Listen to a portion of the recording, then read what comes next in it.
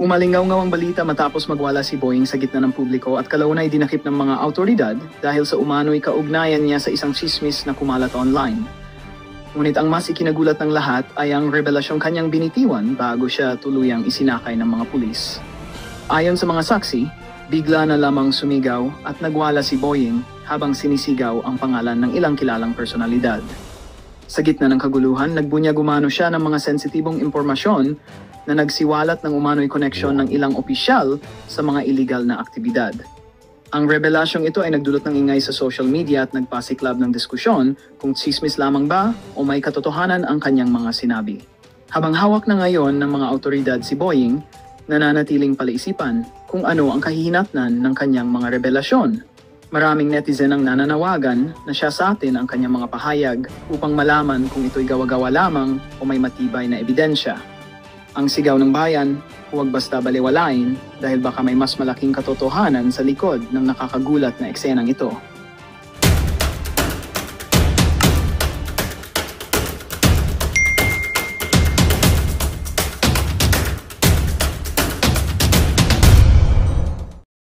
Tahimikin. Ano ang tinatago ni BBM? Bakit kailangan patahimikin? Sige. Inireklamo ng inciting to sedition ang isang pulis na nag-vlog tungkol sa kanyang hinaing sa PNP habang naka-uniforme. Eksklusibong nakausap po ng GMA Integrated News ang pulis na nagsabing na-trigger siya sa pagkakaaresto kay dating Pangulong Rodrigo Duterte. Nakatutok si Marisol Abdurrahman. Nasa mataas kayong posisyon, di nyo alam yung nararamdaman ng isang mababang tao lang.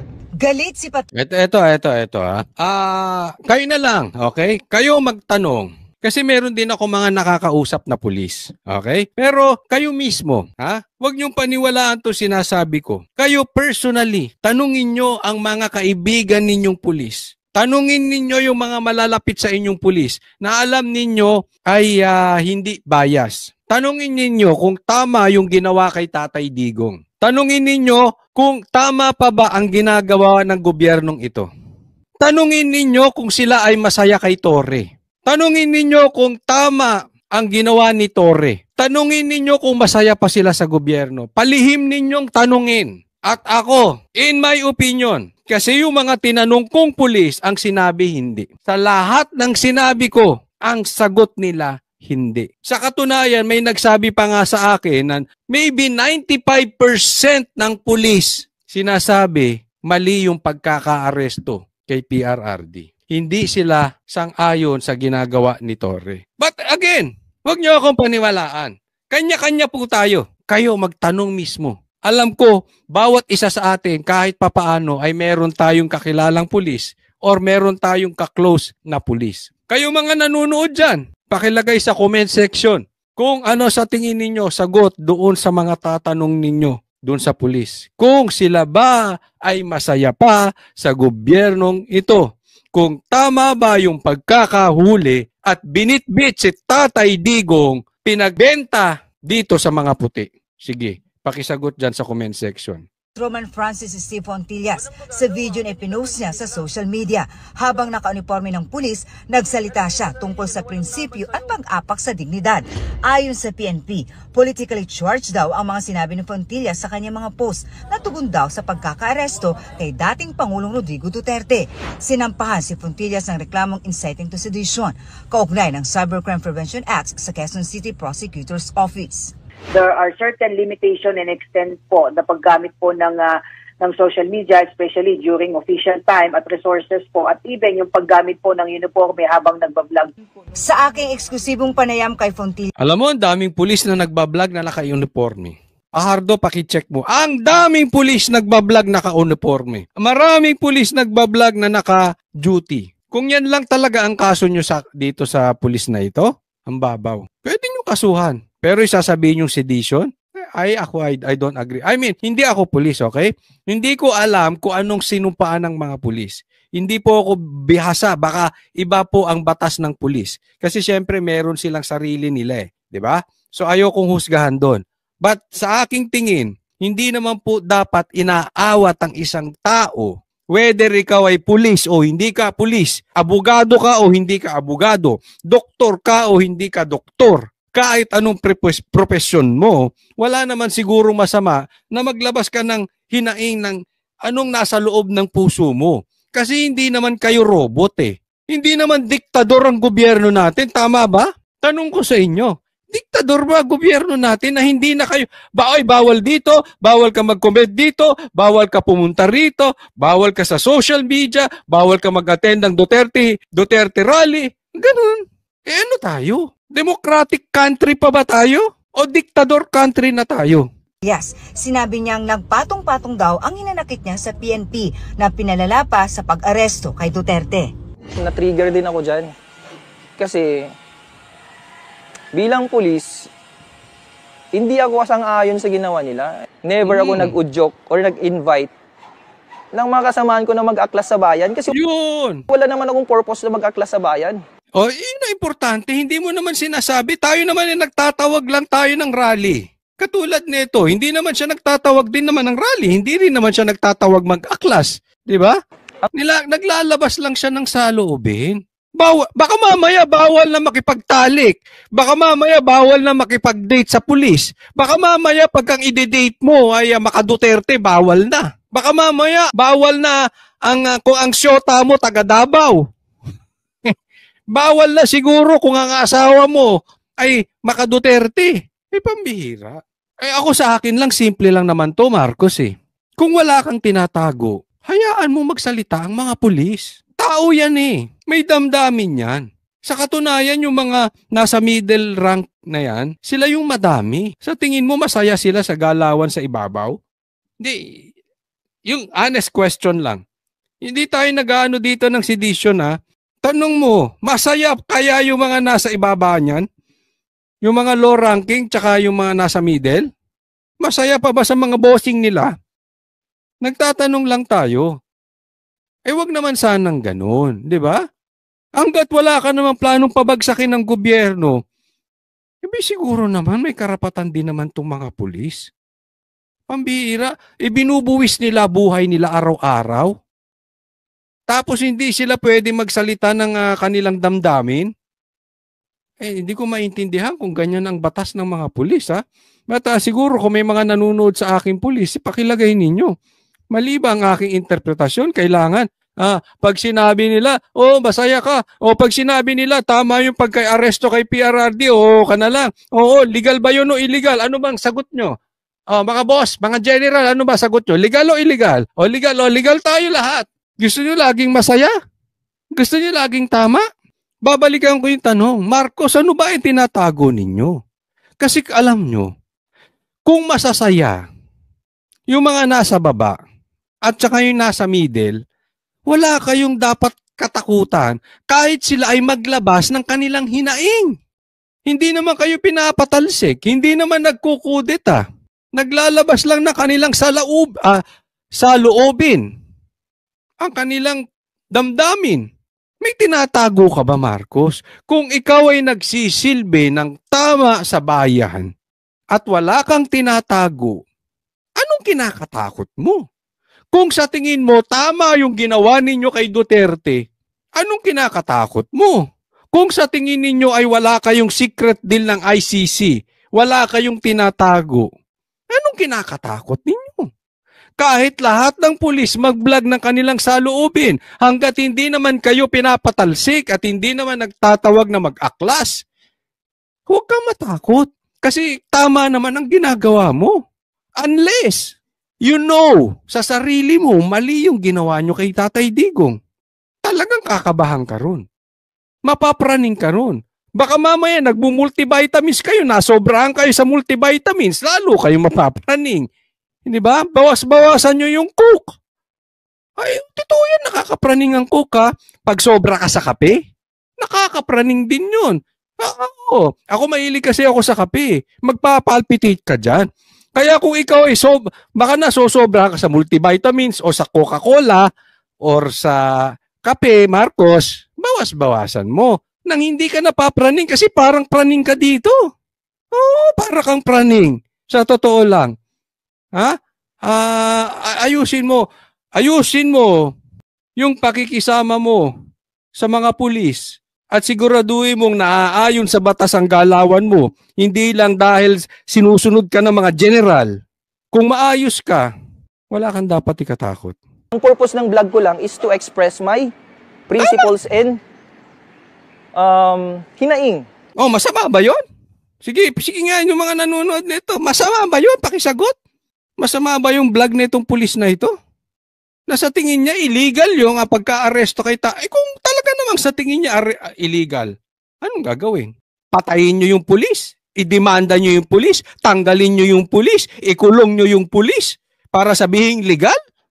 May mauubos ang pulis natin kung ganyan. Sa organization, Sabi ni Fontillas, handa siyang harapin ang lahat ng reklamong isasampa laban sa kanya. Inirekomenda na raw ng QCPD sa Regional Director ng NCRPO na isailalim sa restrictive custody ang nasabing pulis. Idiniin ni PNP Chief Romel Marbil, hindi nila papayagang mabawasan ang pagtitiwala ng... Ako, nagtatanong lang naman. Wala akong masamang ibig sabihin. Sa tingin ninyo, yung mga mabababong rango dito kay Marbil, yung mga hindi general, natutuwa pa kaya sa pamamalakad nitong sila Marbil? Tanong lang. I'm just really curious. Kasi ang tao, organic eh. Halimbawa si Tatay Digong. Pag gusto talaga ng taong bayan si Tatay Digong, meron mang tumiligsa sa kanilang kaunti, lalabas yung damdamin ng taong bayan para kay Tatay Digong. Hindi mo kailangan pilitin. Halimbawa, parang kay Marcos, kung gusto talaga ng taong bayan si Marcos, hindi mo kailangan bigyan ng ayuda taong bayan. Hindi mo kailangan pagbawalan ng taong bayan. Kung mahal ka niyan, mahal ka niyan. Pero ako naniniwala kay Baste, hindi mahal ng Pilipino si Marcos. Kaya nga, tatanungin ko rin, sa tingin ninyo to si Marbil, mahal ng ibang pulis? Hindi yung mga generals ha? Yung mga nasa Lalo si Torre. Ano sa tingin ninyo? Nagtatanong lang po. Ang publiko sa PNP at ang sinumang police officer na magpapahina sa integridad, serbisyo at profesionalismo ng PNP ay tatapatan ng buong puwersa ng batas. Hindi, no? Para sa GMA. Ganyan na sila ngayon. So, kayong mga pulis, tahimik na kayo. Pag sinabi ni Toring talon, talon. Pag sinabi ni Marbil, luhod, luhod. Pag sinabing tahimik, sakit sa ulo sa Pilipinas. Ay nako, Castro, pinauuwi si Roque. Ipahuhuli nyo din pag uwi dito, pag dating sa airport, pahuhuli nyo agad. Ay, sige, tingnan natin. Paano ang procedure nito, Kong? Pwede nyo po bang sabihin sa amin, yung sulat ba i-course through what agency, DFA? Yes, oo. So pangungunahan ng Makabayan, no, yung pag-raise nito na Pangungunahan ng Makabayan ang pag-raise nito ng alin? para harangin yung request or application ni Harry Roque ng asylum sa Netherlands. Kaya kasi si Attorney Roque ay nag-a-apply ng asylum sa Netherlands. Alam naman natin, eksperto po si Roque patungkol dito sa ICC, no? So, siya ay makakatulong sa team ng Duterte bilang kanyang abogado diyan sa ICC. So, sa madaling salita, kaya ginigiba po si Roque dahil ayaw nila magkaroon ng lamang ito si Tatay Digong. Lahat, alam naman natin basta patungkol sa makakatulong kay Tatay Digong, lahat na makakatulong sa mga Duterte, tatagpasin nila. Ganyan po ang galawan dyan. Okay? So, gusto nilang pauwiin ito at hindi bigyan ng Netherlands ng asylum si Roque. No, ito ay iproproseso ng Quadcom at dadaan ito rin sa channel, no, sa proper channel. Ito, padadaanin nila sa Quadcom. Okay, yung pagkontra dito. Sige.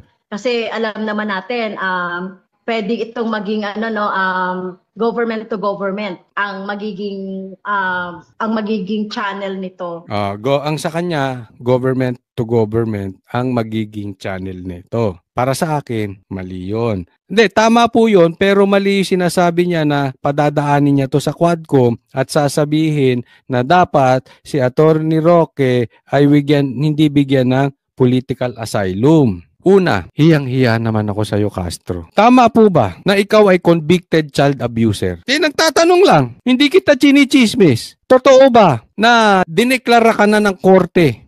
Convicted, declared as child abuser. Totoo ba? Hiyang-hiya naman ako sa iyo, napakalinis mo. Ikaw pa talaga ang kikilos against Attorney Roque, kakahiya ka naman. Ay, ako pala nahihiya sa'yo. Dahil sa sobrang linis mo, hindi ako makatingin sa'yo at hindi ako makadikit. You are so clean. Pangalawa, bakit Quadcom? Bakit ayaw nyo ba gamitin ng korte? Di ba? Yung Quadcom, you will investigate only in aid of legislation. Hindi ko po maintindihan. Kayo ay mag-iimbestiga lang para kayo ay matulungan makagawa ng batas. Yan po ang congressman at congresswoman. Yan po ang Quadcom. Bakit kailangan mo padaanin sa Quadcom at hindi sa korte kung gusto nyong pauwiin si Attorney Roque? Kasi siguro, ito tingin ko dyan, wala kayong panalo sa korte. Kasi alam ninyo mahina ang ebidensya ninyo. Ang alam nyo lang, dyan sa Quadcom dahil magkakakampi kayo dyang mga buhaya. Magkakakampi kayo dyan Ang layo na lumalayo na tayo. At kailangan nyo si Roque para makagawa ng batas. Aabalahin nyo yung magtatanggol sa dating presidente na ipinatapon sa mga puti dahil gusto nyo maggawa ng batas. Anong kalokohan to, Castro? Naiintindihan pa ba nyo kung anong trabaho ninyo dyan? Naiintindihan nyo ang difference ng legislative sa judiciary? Lahat parang gusto nyong husgahan. Kung po pwede, ikulong lahat ng mga maka-Duterte. Pinakulong mo nga yung isang general Di ba? Kayo na ang may karapatan. Kayo na magkarapatan mag-contempt. Kayo na may karapatang manghusga. Ipinapaalala ko lang hindi kayo judge. Hindi kayo judiciary. Ma'am Castro, legislative kayo. Gumawa ka ng batas. Kayong laging nakikialam sa politika. Pag may patungkol sa Duterte, gusto nyo kontrahin. Hindi po yan ang trabaho ng congressman. Hindi yan ang trabaho ng party list. Asikasuhin mo kung ano ang advokasya ng party list mo.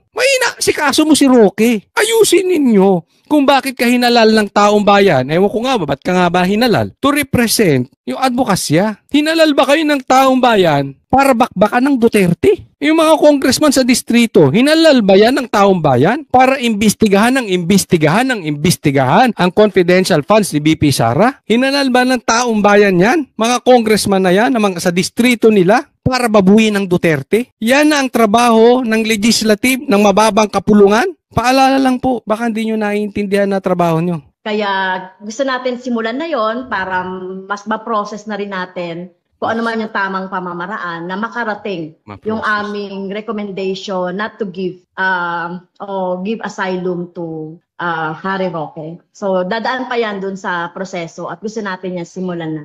Ma'am, kasi diba, sa pagkakaintindi ko, bago ka payagan na mabigyan ng asylum, kailangan may political persecution.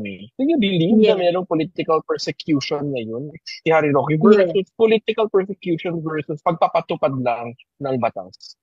Kaya nga nakakatawa itong si Roque. Tanga lang ang maniniwala na walang political persecution patungkol kay Roque. Bigla siya nagkaroon ng kaso sa Pogo.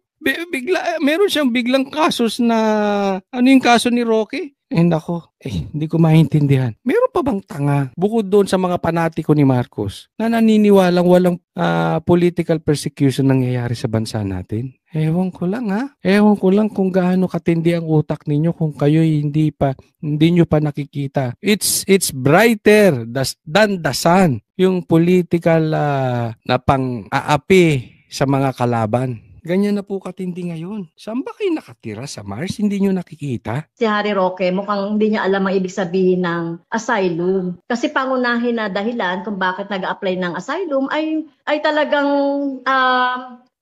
hindi tamang yung pagpaprosecute sa'yo politically ng iyong gobyerno. Totoo yun. Yun lang naman ang asylum Magsisika na asylum dahil ikaw pinag-iinitan politically.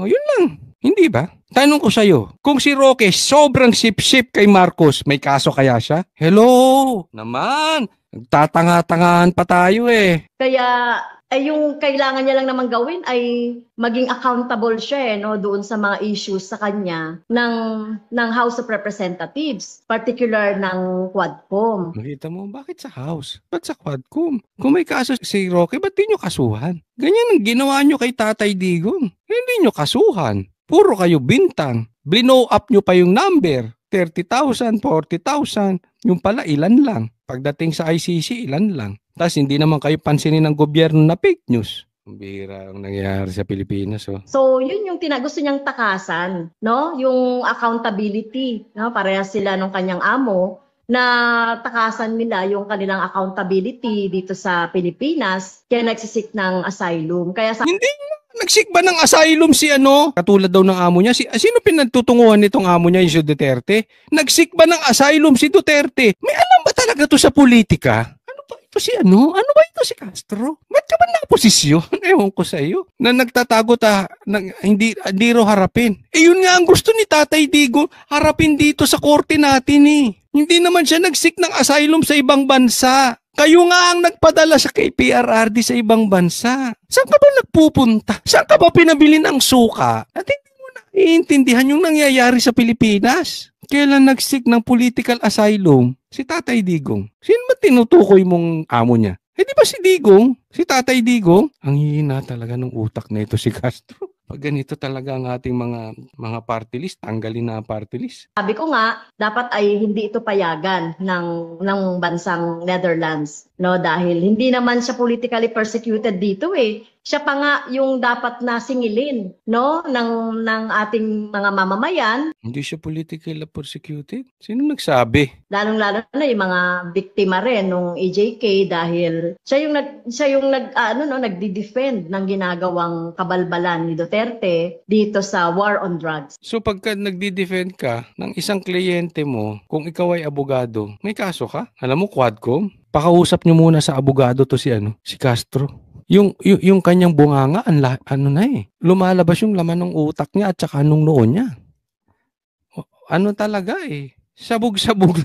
Ano ba talaga? Nagmumultivitamins ka ba, Castro? Matanong ko lang. Ikaw ba ay nag-Coca-Cola rin? Mahilig ka ba sa soft drinks? Parang nasunog yung utak mo. Bawas-bawasan mo yung soft drinks. If you have a direct message lang po sa kanya, ano po yung mensahe nyo kay Attorney Harry Roque? Ano mensahe mo kay Roque?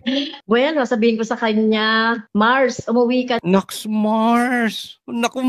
Nagdadalaga si Castro. Ay! Mars, umuwi ka na. Dito at harapin mo yung yung mga tinatanong ng Quadcom dito at i-clear mo yung sarili mo muna dito, no? Bago ka mag-aboga-abogado. Gulo nyo rin kausap, no? Clear mo muna yung sarili mo dito, pumunta ka dito, umuwi ka dito, bago ka mag-aboga-abogaduhan dyan. Si Roque gusto ron, pinauuwiin nyo. Si Tatay Digong gusto rito, pinadala nyo ron. Tingnan mo anong kabalbalan niyang.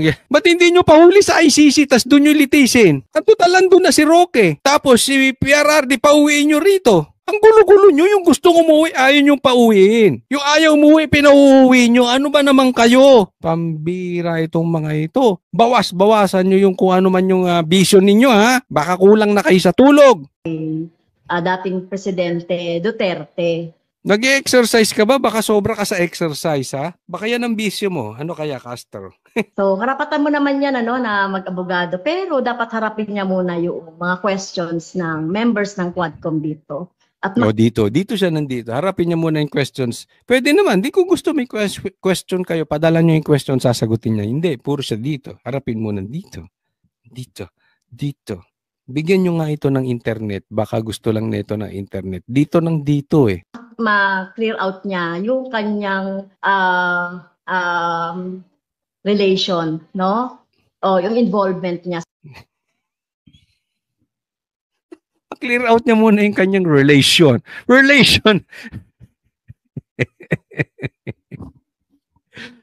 Si Castro. Kulit mo, Castro. May clear niya muna yung kanyang relation. Ano ba relation? Sino bang karelasyon ngayon ni Attorney Roque? Magandang balita ang hatid namin sa inyo ngayong araw. Sa pagtatapos ng aming balitaan, nagbigay kami ng mga mahalagang impormasyon. Maraming salamat sa pagtutok at pagsuporta sa aming programa. Huwag kalimutang manatili sa mga susunod na araw para sa mga bagong balita at mga kwento na dapat nating abangan. Mula sa Boses ng Masa, magandang araw, Pilipinas!